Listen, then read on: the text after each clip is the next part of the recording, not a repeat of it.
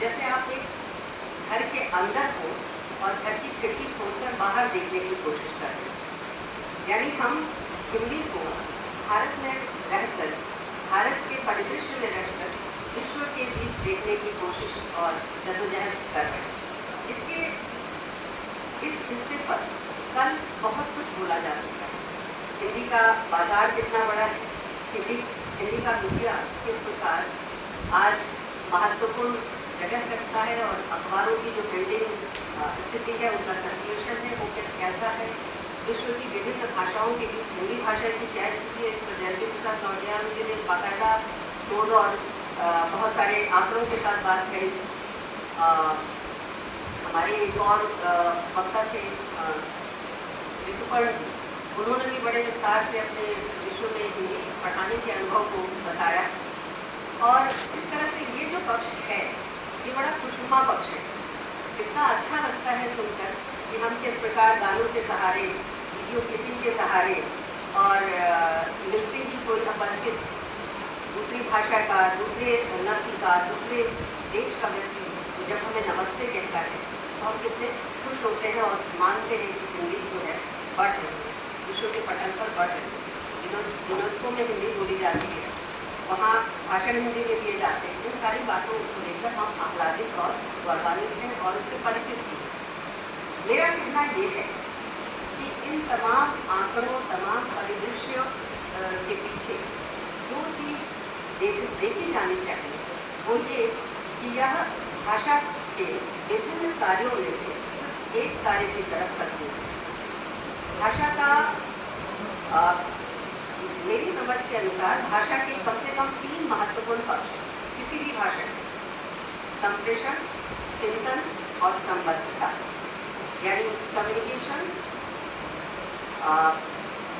Contemplation और connectivity.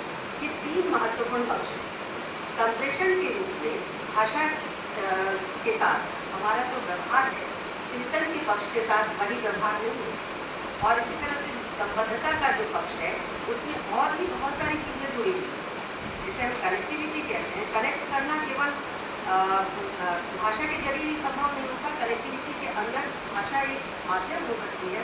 भाषा के भीतर भी बहुत सारे व्यवहार, बहुत सारी भंगिमाएँ, बहुत सारी चीज़ें शामिल हो सकती हैं जिससे हम एक दूसरे के साथ कनेक्ट होते हैं। तो भाषा को जो बड़ा उद्देश्य है वह कनेक्टिविटी का उद्देश्य, संबद्धता का उद्देश्य। संप्रेषण उसका एक हिस्सा मात्र है। संप्रेषण की दुनिया, भाषा में संप्रेषण की दुनिया, खास करके जो हिंदी के वैश्विक परिदृश्य का मामला है, इसमें संप्रेषण की दुनिया की भूमिका, संप्रेषण की दुनिया में जिस तरह से हम भाषिक व्यवहार कर रहे हैं, शिक्षण प्रशिक्षण दे रहे हैं, ये उसकी बातें थी जो हमने कल मुख्यतः सुनी। दरअसल भाषा केवल आंकड़ा नहीं है, भाषा जीवन है। और कल जब हम बहुत सारी बातें कर रहे थे तो उसमें एक बात पर लगातार जो था कि कितने लोग हिंदी भाषा को जानते हैं। सवाल है, हो सकता है कि हिंदी भाषा को जानने वाले नंबर 1 पर हो। इसमें कोई मान लीजिए हाइपोथेटिकली हम इसको स्वीकार करें, हिंदी दूसरी तीसरी नहीं पहली ही है, क्योंकि हम जब हमें लेना ही है तो पहला ही पोजीशन ज़्यादा अच्छा है, पहला ही ले लें। मारिए मंदारिन को पीछे और हटाइए अन्य चीज़ों। हम कहते हैं हिंदी पहली, हिंदी बहुत सारे लोग जानते हैं, लेकिन हिंदी जानना, भाषा जानना और भाषा को जीना दो अलग चीज़ है। भाषा जानना अलग बात है, भाषा को जीना बिल्कुल अलग बात है। जानना जीना नहीं होता, जानना सिर्फ कम्युनिकेशन है। और जब आप कम्युनिकेट करते हैं तो जरूरी नहीं है कि आप जी ही रहें। इसी वजह से कल के वक्ताओं ने जितने अनुभवों की बात की उसमें एक चीज़ बड़ी साफ नजर आ रही थी कि बहुत सारे ऐसे लोगों से वो टकराए जो भाषा जानते नहीं थे, कॉनोटेशंस जानते थे। हमारे पास भी ऐसे बहुत सारे गायक गायिकाएँ हैं जो एक भाषा के गायक और गायिका हैं, लेकिन वो एकाधिक भाषाओं में गीत गाते हैं और उतनी ही दक्षता के साथ, उतनी ही लोकप्रियता के साथ। मामला कॉनोटेशन का है, मामला ध्वनि और उसके उच्चारण की सुंदरता का है, उसकी ग्राह्यता का है, न कि भाषा को जीने का, भाषा को जानने का मामला है। मैं खुद बहुत ज़्यादा शिक्षण अनुभव मेरा भी है, बहुत कम नहीं तो बहुत ज़्यादा भी नहीं, और इतना भी नहीं कि मैं उस पर गर्व करूँ। मात्र 24 साल का, 24 साल मैंने भी विश्वविद्यालय में पढ़ाया है, और जिन देशों की चर्चा की जा रही है मैं वहाँ सब जगह गई। मॉरिशस भी गई, मॉरिशस के लोगों को की ज़िंदगी को नज़दीक से देखा है। उन संस्थानों की बात जिसकी चर्चा की जा रही थी मैं वहाँ गई हूँ, मैंने वहाँ लेक्चर दिए, मैंने वहाँ रेडियो से कम्युनिकेट किया। साथ ही साथ मैं 2 साल एक ऐसी जगह गई जहाँ हिंदी बोलने वाला उससे पहले एक भी नहीं था, और वहाँ मैंने हिंदी की पहली चेयर स्थापित की। आज वहाँ हजारों लोग हिंदी पढ़ते हैं, और उस जगह का नाम है अशगाबाद। तुर्कमेनिस्तान एक बहुत ही महत्वपूर्ण जगह है सेंट्रल एशिया का, और सिल्क रूट पर पड़ता है। वहाँ विश्व भाषा संस्थान है। भाषाएँ कैसे पढ़ाई जाती हैं ये अगर सीखना हो तो उस अनुभव को, मतलब इस अनुभव में मैंने खोया बहुत कुछ, लेकिन पाया उसमें बहुत अधिक। मैं बताना चाहूँगी कि जब मैं वहाँ गई तो मुझे सचमुच में, जिस तरह से ऋतुपर्णी जी ने कहा कि जब हम कफा गधा पढ़ाना शुरू करते हैं, अल्फाबेट शुरू करते हैं, तो हमें शौक लगता है। नहीं, आपको मानसिक तौर पर तैयार होकर आप गए हैं कि आपको विदेशियों को हिंदी सिखानी, तो वहाँ शौक लगने का सवाल नहीं है।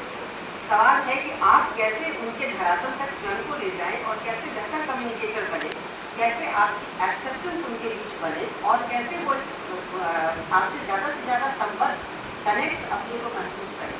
उनको जोड़ने का जो साधन सर्वोत्तम हो सकता है उसके जरिए हम शिक्षण की व्यवस्था करें, और हर शिक्षक यहाँ इनोवेट करता है, अपने को रोज इवॉल्व करता है।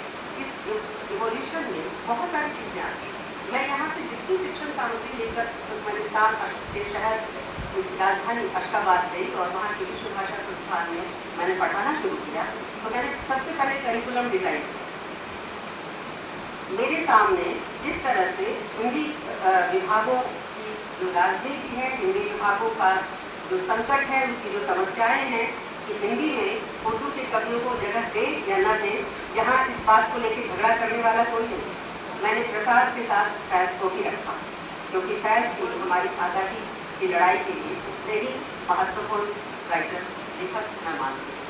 हमारे संघर्ष, हमारी जिज्ञासा, हमारे बहुत सारी चीज़ों के लिए फैज़ को हम कोट करते हैं, और फैज़ के लेखन को लेकर ऐसी बहुत सारी बातें हैं जो हम इन देशों को सिखा सकते हैं कि हमारे पास संघर्ष की भाषा के रूप में इस तरह की महत्वपूर्ण रचनाएँ भी मौजूद हैं। तो मेरे सामने ये संकट नहीं था जो संकट हम अपने देश में महसूस करते हैं। भाषा के ऊपर जिस तरह का दबाव हम अपने देश में महसूस करते हैं, विदेशों की धरती पर आपके सामने वो दबाव नहीं होता।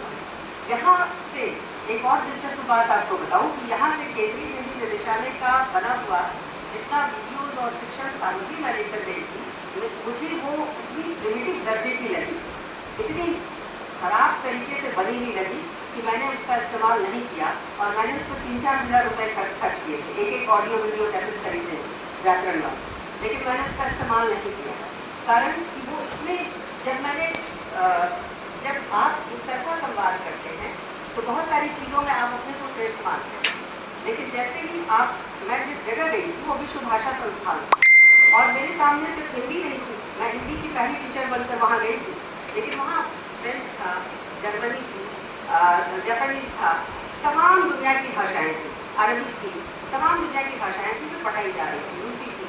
तो मैंने खुद अपने लिए भी भाषा पढ़ने का ऑप्शन चुना, और जब मैंने भाषा पढ़ने का ऑप्शन चुना तो मेरे पास विकल्प के रूप में रशियन था। मैंने रशियन पढ़नी शुरू की, मैं पढ़ाती भी थी और पढ़ती भी थी। इंटरमीडिएट मैंने वहाँ से पास किया रशियन भाषा, और तब मैंने, और ये जानते हैं मैंने इसलिए नहीं पढ़ना शुरू किया कि मुझे रूसी सीख कर बहुत कुछ कर पाना था, क्योंकि मैं जानती थी कि मेरी एक सीमा है। मैं 2 साल यहाँ हूँ, मैं 2 साल रूसी सीख सकती हूँ, मेरे पास समय है, लेकिन भारत जाते ही मेरी व्यस्तता बहुत बढ़ जाएगी और भाषा का अभ्यास छूट जाएगा। भाषा तो अभ्यास से आती है। फिर भी मैंने रूसी सिर्फ इसलिए सीखी कि मैं उनकी जो शिक्षण पद्धति है उसको जान सकूँ, और उस सीखने ने मुझे सिखाने में बेहद मदद की। रूसी आज भी जिस तरीके से सिखाई जाती है, हिंदी के सिखाने का उपकरण हम उस तरीके से आज तक विकसित नहीं कर पाए। रूसी का ग्रामर, रूसी भाषा बहुत कठिन मानी जाती है, one of the toughest language in the world, लेकिन उसको पढ़ाने का तरीका इतना लालित्यपूर्ण, इतना मज़ेदार, इतना वैज्ञानिक है कि वह आप 6 महीने में छोटे छोटे कोर्स के जरिए उसका सामान्य ज्ञान, लेखन इत्यादि हासिल कर सकते हैं। तो ये चीज़ यहाँ मैंने महसूस किया कि हमारे शिक्षक जो बाहर जाते हैं, जो फिल्मी गानों के जरिए, वीडियो क्लिपिंग के जरिए, अखबार की कटिंग के जरिए, भाई ये कोई नई पद्धति नहीं है। दिल्ली यूनिवर्सिटी में भी ऐसे शिक्षक आपको मिल जाएंगे जो गोरा उपन्यास के लिए एक विद्यार्थी को खड़ा करके कहेंगे कि जरा आप उसको पढ़िए, फिर हम इसकी व्याख्या करते हैं। ये कोई नई बात नहीं। तो मतलब हम वैज्ञानिक तरीके से भाषा को कैसे सिखाएं, ये चैलेंज था हमारे साथ। तो उसके लिए हमने ये पद्धति इख्तियार की। एक कल जो बात हो रही थी, मैं पॉइंट वाइज कुछ बातें ही आपके सामने रखूँगी। कल जो बात हो रही थी उसमें एक बड़ा दिलचस्प चीज़ ये रहा कि कई लोगों ने कहा कि भाषा का संबंध धर्म के साथ नहीं होता। प्रोफेसर चतुर्वेदी जी ने कहा कि भाषा का संबंध धर्म के साथ नहीं होता। प्रोफेसर पवन अग्रवाल जी ने अपना तर्क बहुत कन्विंसिंग तरीके से प्रस्तुत करते हुए कहा कि नहीं, भाषा का संबंध धर्म से होता है और भक्तिकाल का जो हमारा पूरा साहित्य है वो धार्मिक साहित्य है।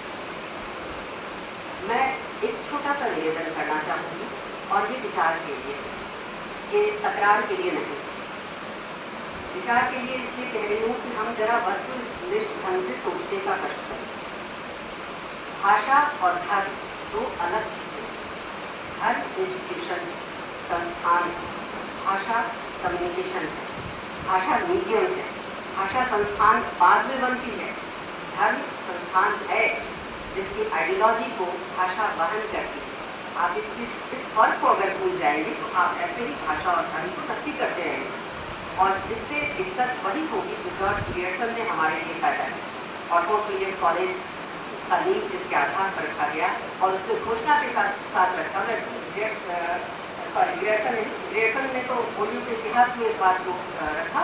मैं बिल क्राइस्ट की बात कर रही हूँ। बिल क्राइस्ट ने बहुत साफ तरीके से ये बात कही कि उसने फोर्ट विलियम कॉलेज में जो दो तरह के लोग रखे, भाषा गुंजी और उर्दू पढ़ाने के लिए, वो किस उद्देश्य से रखे और उनके कोटेशन से ये साफ जाहिर है कि वो जो भारत के भाषा बोले जाने की परंपरा और तौर तरीके थे उससे वो कुछ भिन्न स्थिति पैदा करना चाहते थे और वो स्थिति दुर्भाग्यवश पैदा भी हुई। मैं उन्हीं का कोटेशन आपके सामने रखना चाहती हूँ कि बिल क्राइस्ट ने 1798 में लिखा कि अंततः यानी फोर्ट विलियम की जो भाषा नीति है उससे होगा क्या, जहाँ भाखा मुंशी रखे गए और उर्दू पढ़ाने के लिए लोग रखे गए। ये दो तरह के लोगों को अपॉइंट करने के पीछे जो मंशा थी बिल क्राइस्ट की, वो किस तरह की थी वो यहाँ समझा जा सकता है।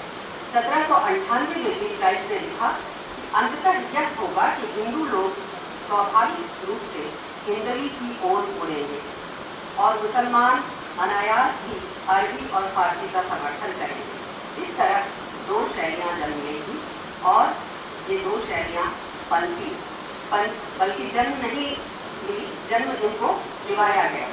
ये दो शैलियाँ कौन सी थी? हिंदी और उर्दू। और यहीं से यानी दो शैलियाँ जब जन्म लेती हैं, जिस उद्देश्य के साथ फोर्ट विलियम कॉलेज की स्थापना होती है, उन जन्म लेती हुई दो शैलियों में केवल दो भाषाओं ने नहीं जन्म लिया, दो रिलीजियस आइडेंटिटीज ने भी जन्म लिया। इस चीज़ को नहीं भूलना चाहिए। और एक चीज़ और मैं आपको बताऊं, राजा राम मोहन राय को तो हमने नहीं भुला दिया। राजा राम मोहन राय हमें अच्छी तरह याद, वो आधुनिक भारत के जनक और ये दर्जा अभी तक उनसे किसी ने छीना नहीं। संयोग से अविवादित तौर पर वो आधुनिक भारत के जनक हैं। माध्यम के आरंभिक प्रयोगकर्ताओं में रहे, कई अखबार निकाला, हिंदी में भी निकाला, अरबी फारसी में भी निकाला, अंग्रेजी में भी निकाला, अंग्रेजों के विशेष कृपा पात्र भी है। जिन चीज़ों की हम जिस धर्म की बात करते हैं कि भाषा धर्म के साथ जुड़ी होती है, ज़रा गौर से देखिए। राजा राम मोहन राय को देशज भाषाओं में पुराण कथाओं को लिखने के लिए लंबी लड़ाई लड़नी पड़ी। कहा गया कि पवित्र ग्रंथ को देशज बोलियों में नहीं लिख सकते। आप बांग्ला में संस्कृत की जो चीज़ें हैं उसको नहीं लिख सकते। देशज बोलियों में लिखने से वो चीज़ें भ्रष्ट हो जाएगी। धर्म की टकराहट भाषा के साथ ठीक हो।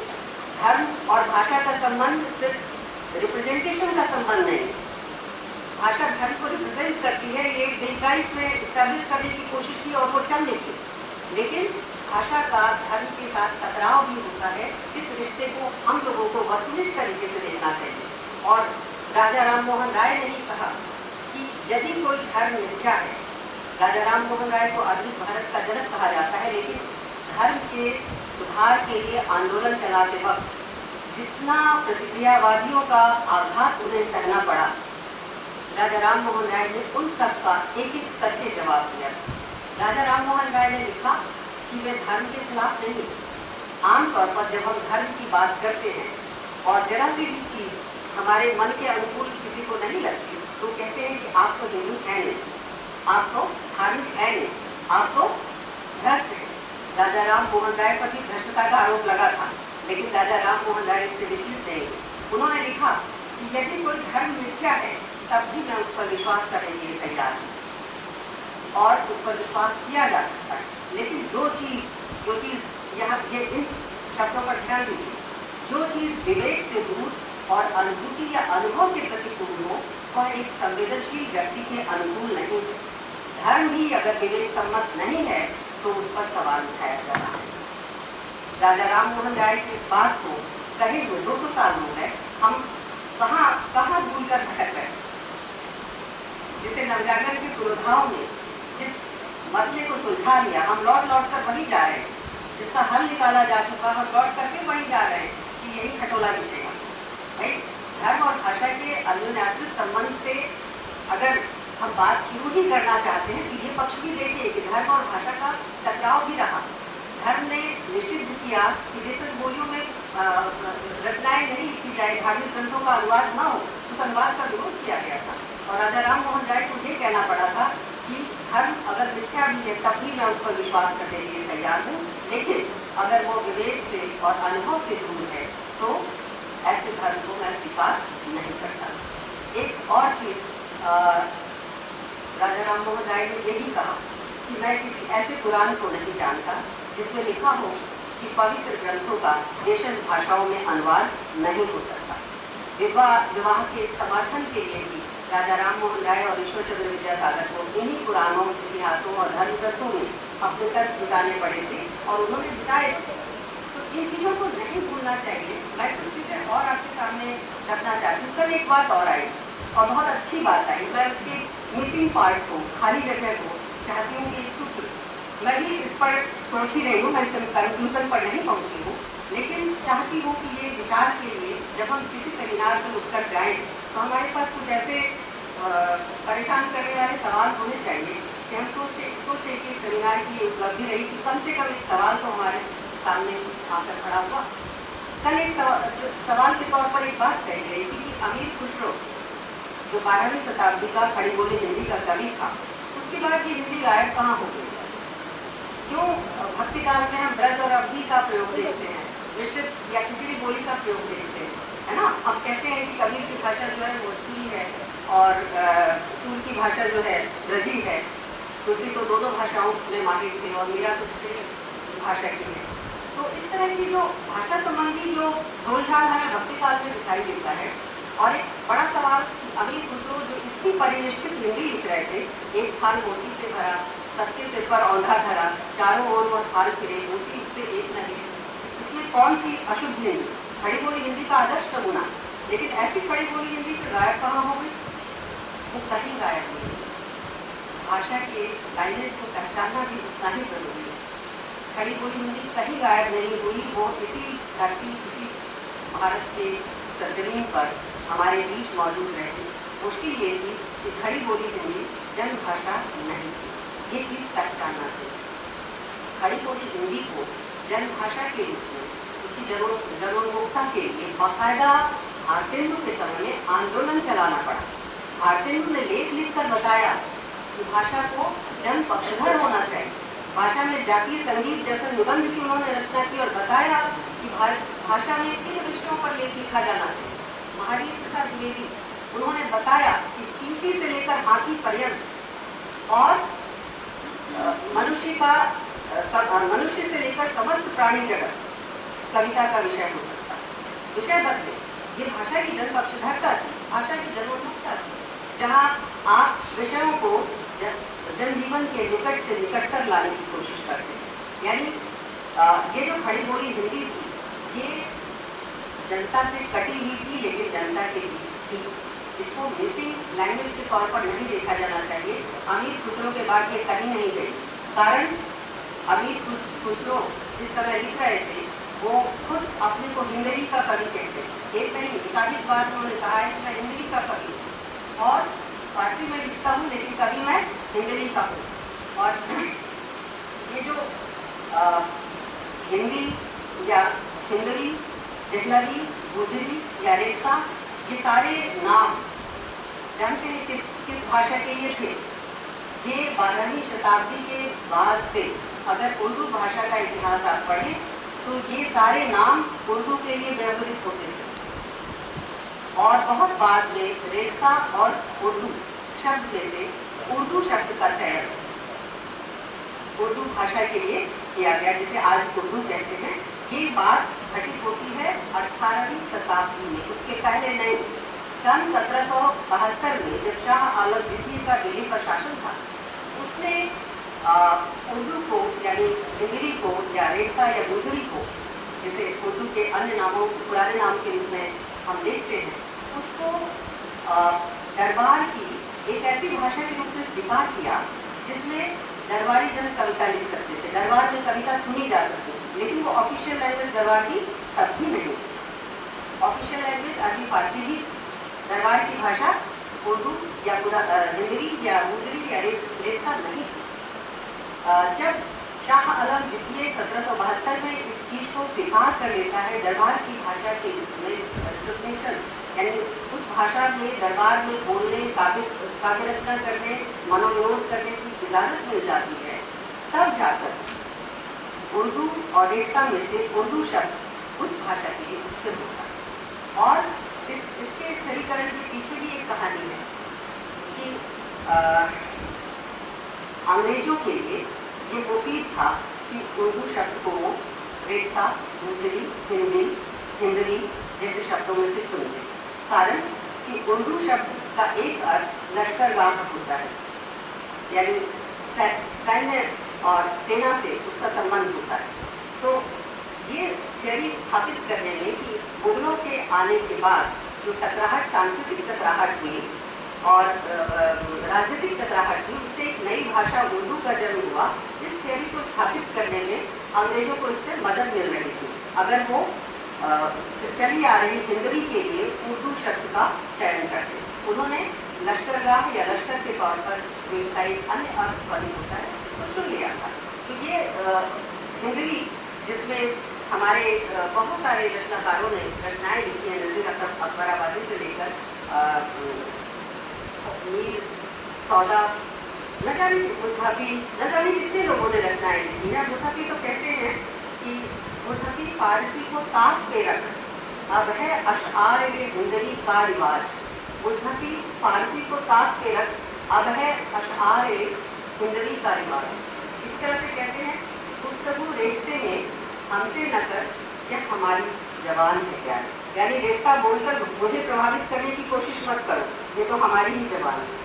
तो रेखता या उर्दू या हिंदवी या गुजरी जो थी, वो भाषा तो भारत की थी, लेकिन जनभाषा नहीं। सन 1873 में कवि वचन सुधा निकलती है और भारतेंदु हरिश्चंद्र लिखते हैं कि हिंदी नई चाल में है। क्यों लिखने की जरूरत पड़ी? हिंदी नई चाल में ढली, ये कौन सी नई चाल? जाहिर है संस्कृत हिंदी की नई चाल थी। ये हिंदवी वाली चाल नहीं थी, हिंदुस्तानी वाली चाल नहीं थी, जिसमें उर्दू इंग्लिश के शब्द, अभी फारसी के शब्द मिले हुए थे, जो वो चाल नहीं थी। ये संस्कृत हिंदी की चाल थी, जिसकी तरफ भारतेंदु रेखांकित कर रहे हैं और जिसके लिए एक प्रियम्बल भी तैयार कर रहे हैं, प्रस्तावना तैयार कर रहे हैं कि इस हिंदी में क्या क्या चीज़ें लिखी जानी चाहिए, इस हिंदी को समृद्ध करने के लिए कैसे इसे जनजीवन से और जातीय चेतना से और साधारण लोगों के रोजमर्रा के व्यवहार से जोड़ा जाना चाहिए। इस बात पर उनकी निगाह है और ये एक कह सकते हैं कि ये उनकी जो उनका जो नज़रिया था भाषा के विकास का, वो सटीक नज़रिया था कि अगर किसी भाषा को इस्टेब्लिश करना है तो उसे जनता से जोड़ना होगा, जनजीवन से जोड़ना होगा। ये बड़ी बात थी जिस पर भारतीय भी एक जो दृष्टा की तरह ही दृष्टि रख रहे थे। लेकिन इसके पीछे की जो श्रृंखला है, जहाँ हिंदी डूबती हुई नजर आती है और अचानक से लोग 18वीं शताब्दी में भारतेंदु के समय से हम कहते हैं कि खड़ी बोली हिंदी का विकास हुआ, उसको उसके बीच की कड़ियों को जोड़ने के लिए हम हिंदी उर्दू के साझे इतिहास की तरफ भी ध्यान दें तो ज़्यादा अंतर विरोध आपको नजर नहीं आएंगे और ज़्यादा सफाई से हम अपनी बात रख सकेंगे। एक चीज़ और कि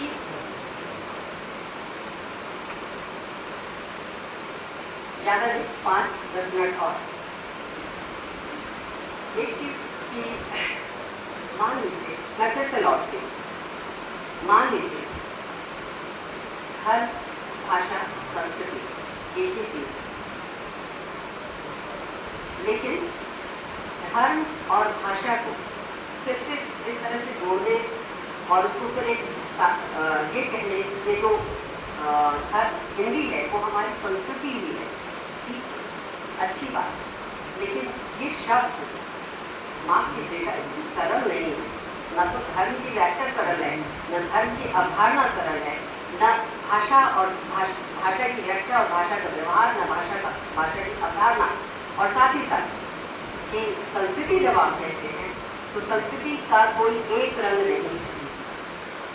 संस्कृति की ये बहस बहुत पहले कंक्लूड की जा चुकी है। शुद्ध अशुद्ध संस्कृति, हमारी तुम्हारी संस्कृति, आई एंड अदर्स की संस्कृति, ये क्या है? संस्कृति जब हम कहते हैं हमारी संस्कृति तो बड़ी आसानी से छिपा लेते हैं कि हमारी संस्कृति में हम बात किसकी करना चाह रहे हैं। जब हमारी संस्कृति है तो दूसरों की संस्कृति भी होगी। हमारी और दूसरों की संस्कृति में इंटरेक्शन या अंतरक्रिया कहाँ है? कौन सी वो जगह है जहाँ हम दूसरों की संस्कृति के साथ अपनी संस्कृति को मिलाकर रखना, मिलाकर चलना चाहते हैं। और अगर हम पूरे राष्ट्र को रिप्रेजेंट करते हैं, पूरे देश को रिप्रेजेंट करते हैं, तो हमारी संस्कृति में दूसरों के लिए कैसी और किस प्रकार की जगह, कौन सी जगह है जो टकराहट की है, उनको भी रेखांकित किया जाना चाहिए। संस्कृति कहकर कि हमारी संस्कृति और हमारी भाषा, हमारा धर्म सिर्फ बात नहीं बन सकती। एक चीज़ और, भाषा धर्म के साथ और धर्म के बगैर दोनों तरह से चली। सही है कि धर्म के प्रचार के लिए भाषा का इस्तेमाल किया गया, खास करके औपनिवेशिक राष्ट्रों की ये पॉलिसी रही कि वो जहाँ जहाँ गए धर्म को साथ लेकर गए। मध्यकालीन जो सामंती समाज है उसमें भी हम इस चीज़ को देख सकते हैं।